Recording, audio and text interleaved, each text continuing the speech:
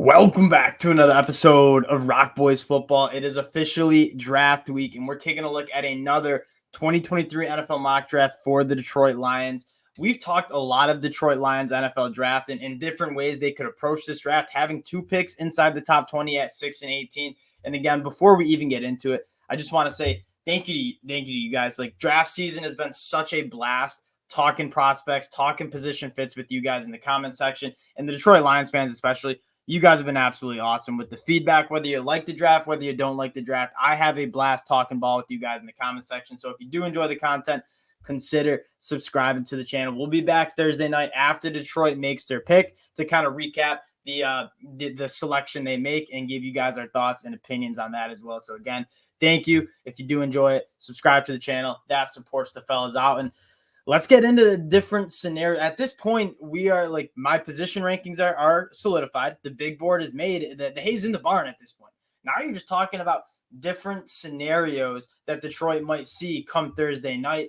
And again, my take on this is if Jalen Carter or Will Anderson falls to 6, that is the pick, and you don't need to take the 10 to 15 minutes that the NFL makes you take to make that selection. You're sprinting that card in.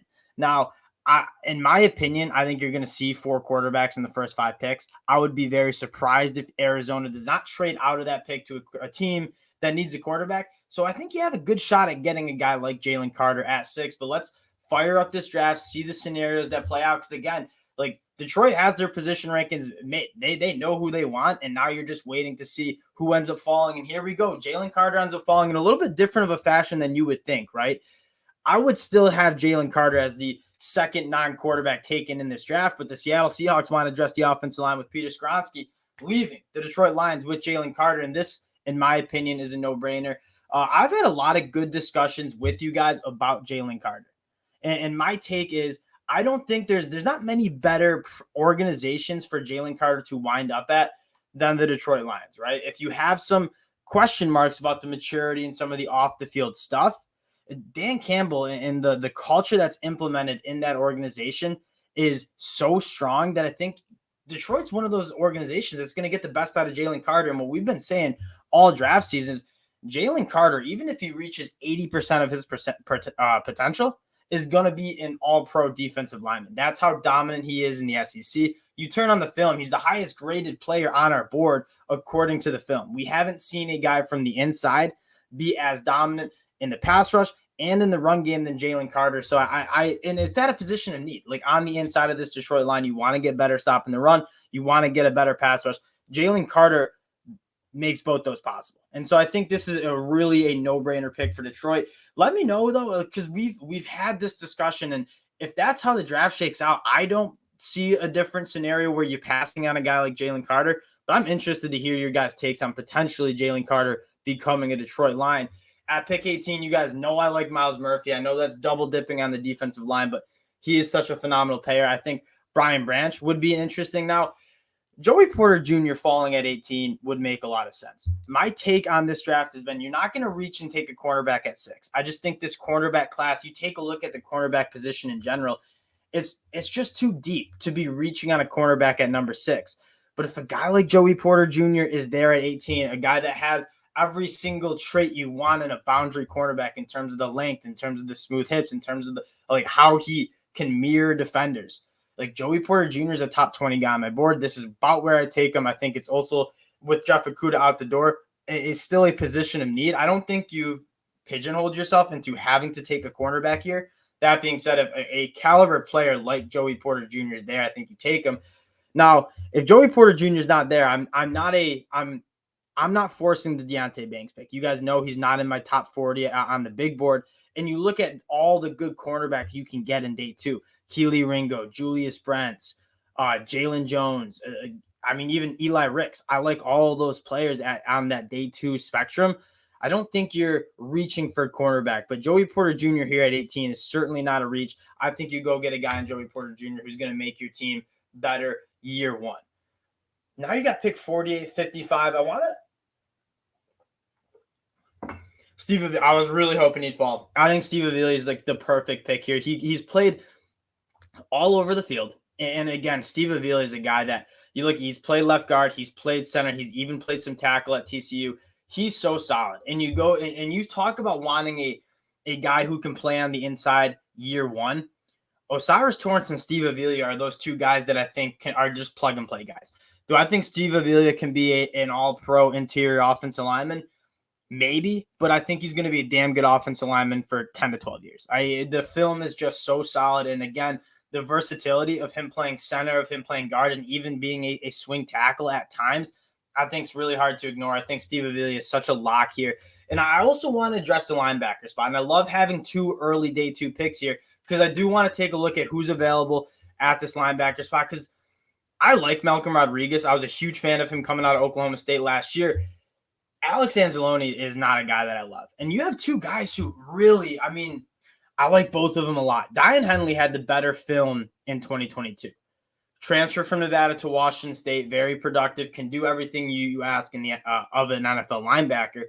Trenton Simpson's film in 2022 wasn't great, but what you absolutely love is just, and you see the average drafted pick, I think that's what it stands for, at 72. He's not going 72 because the traits are too good. In terms of drafting a linebacker who can be an all-pro backer, that is Trenton Simpson. He's a big body who moves extremely well. He's got very long arms, so he checks the box in terms of playing inside the tackle box and making tackles and being a physical linebacker in the tackle box, but he's also a guy that can play in space, can make tackles in space. Because of that, I think I'm taking Trenton Simpson. And I don't think the film is as bad as some people say. In 2022, I think he was playing a little out of position, kind of playing like that overhang rover position. You put him in a traditional linebacker spot, and I think he's going to be really good. I think that pick makes a lot of sense for Detroit.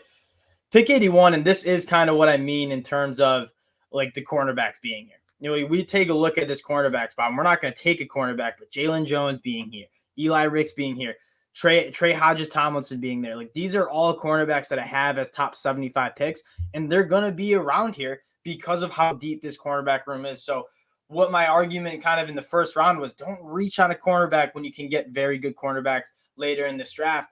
Taking a look at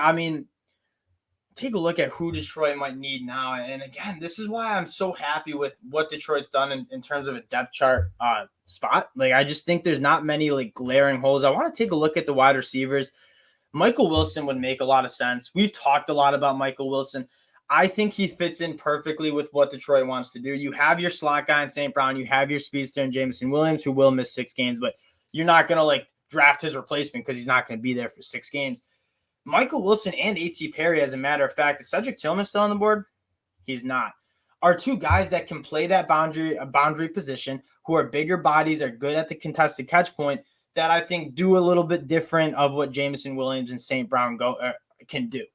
My pick is Michael Wilson if you feel good about the medicals. You take a look at Michael Wilson and you go look at his reps at the Senior Bowl, you see why he's a top 75 guy on my board. He is so smooth. Someone who's 6'2", 215 pounds, how smooth he moves his releases off the line of scrimmage, and in terms of being a quarterback's best friend and say, I'm going to create separation early in my route tree and present myself to the quarterback. Like, that's what you want in a wide receiver. And you look at what wide receivers are winning at the next level. It's the guys who can just run really clean routes and get open. Michael Wilson checks that box. The only thing you're concerned with is dude hasn't played much football, right? He hasn't played a full season at Stanford, but when he does play, he's very good. He goes on the Senior Bowl and looks great. And it's between Michael Wilson and A.T. Perry. A.T. Perry is more of a bigger body guy awake who's good at the contested catch point. I have just a little bit more trouble seeing that translate to the NFL than a guy like Michael Wilson. I'm just going to run really clean routes, present myself to the quarterback. A.T. Perry is probably a little bit more of an exciting player, but Michael Wilson is more that blue chipper who I just think is going to be a plug-and-play guy in that Detroit offense. I think he's hard to pass out there. And then you got a little waiting game, 152 and 159 coming up next. Again, not too many holes. I think maybe a safety. Just to get some, I like Kirby Joseph too, though. This is more, at this point, you get more to just like, who is the best players available? Like, what players do you like that you want to take a swing on that could maybe help you later? Oluwatimi is a phenomenal center. That might be a solid pick. I know it's not a need immediately. It's my only problem with Olu is he's only playing center. Like, he doesn't have much. Trey Dean is a guy I like. Bryce Ford Wheaton's a guy I like. Shout out Dante Stills, getting a little bump up. But we've been talking about Dante Stills a lot. can we take a look at these edge rushers real quick? See if there's anyone with some juice. Maybe Mike Morris. Not really right now. I think you got to wait on the edge rusher, and then Anthony Johnson Jr. I mean, Detroit fans might not like this, but Oluwatimi is a guy that is he's a top 100 guy on my board. I think he's one of the best centers in this class, and he's going to be so good. And he might not start right away, but you're picking 152. You're not going to find that many like day one starters. I think Olu's a guy that you have some really good depth with. I think that's the pick. Like, just go and draft good players. You're still building this program or this organization up. I'm talking so much college football. I'm saying program a lot. Go get a really good player. And now you could target a running back here. You take a look at like this running back room right now, and I've heard a lot of like Bijan hype at 18. I still don't think Detroit's in that spot where they can afford to take a running back at pick 18. But you take a look at this running back room. Jamar Jefferson, I thought was just a couple of years ago from Oregon State. I thought that was a real reach. You have David Montgomery. DeAndre Swift's probably not going to be back. I think you might want to get another running back in that room because Jamar Jefferson is not a guy that I absolutely love. And this is kind of the spot where you're probably taking a running back here. Sean Tucker, the track star. Keaton Mitchell from East Carolina. He's an interesting guy. Kenny McIntosh. Kenny McIntosh is very similar to DeAndre Swift. I don't think we're going to take a running back here, actually. I think David Montgomery and DeAndre Swift. And maybe you take a running back in next year's draft. I don't know if you're taking one now. What is the tight end room looking like? Okay, I think this is what we're going to do. Payne Durham, he's not going to be a TJ Hawkinson. So I'm not like selling him. I've seen a lot of like, okay, Detroit needs to draft a tight end to replace TJ Hawkinson. This is not a TJ Hawkinson guy. He's not nearly the pass catching threat TJ Hawkinson was coming out of school. What Payne Durham is though, is he's a phenomenal run blocker. Like you're going to line him up in line and he's going to make your running game much, much better. He can catch the football. He can create some separation, but he's a very physical tight end in terms of being an inline blocker. I think that would make a lot of sense. And again, you look at that tight end room, it's nothing like it's not great. And I think Payne Durham is a guy that you comes in and plays a role early for this Detroit Lions team. It's rare to find guys who are going to contribute year one. I think Payne Durham would be a guy that contributes year one for the Detroit Lions.